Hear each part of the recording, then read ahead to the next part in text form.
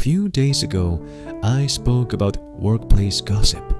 Someone asked, what if a subordinate constantly spreads rumors, creating division and disruption? I believe we must address this quickly, otherwise it will spread like a virus. My suggestion is, first have a private conversation rather than addressing it publicly, because handling it openly might divide the entire team, wasting precious energy on conflicts. During private conversations, first appreciate the person objectively and fairly, letting them see our sincere intention to communicate. You can ask, how do you feel about our team right now? What areas do you think you could improve in? If they already touch on the core issue, that's naturally ideal. On the other hand, if they don't see any problem with themselves, we can share our personal experiences and observations. For example, I noticed that when you spoke with me last time, you often commented on other colleagues' private lives. How do you feel about that? Most importantly, we shouldn't mention other people's names, otherwise we become part of the gossip ourselves, and our attitude must remain very balanced and fair, because even if everyone says this person is wrong, it doesn't necessarily mean they are wrong. There is no absolute truth, only interpretation. How they choose to interpret things truly reflects their inner character.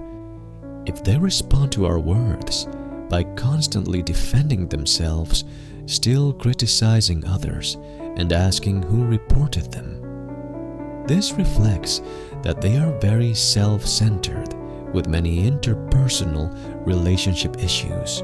On the contrary, if they are willing to look at themselves, acknowledge their shortcomings, and view the situation from the company's perspective, letting go of personal pride, they actually have great character. Others' criticism of them might be projections from those others. So as leaders, we need to assess objectively. If this person is too cunning and impossible to work with, we might need to consider dismissal or transfer. Because when character is compromised, problems will inevitably arise. When it's time to cut ties, we must. Hesitation only creates chaos. Finally, leaders themselves must examine whether the company has a reasonable, effective communication culture, and most importantly, we as leaders must ask ourselves, what kind of attitude and culture am I creating? Because a mature culture will make even gossip-prone people focus on their work.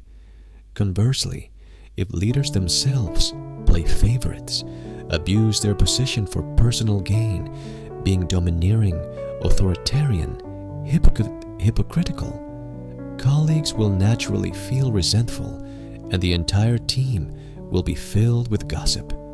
So when handling any problem, we must first handle ourselves.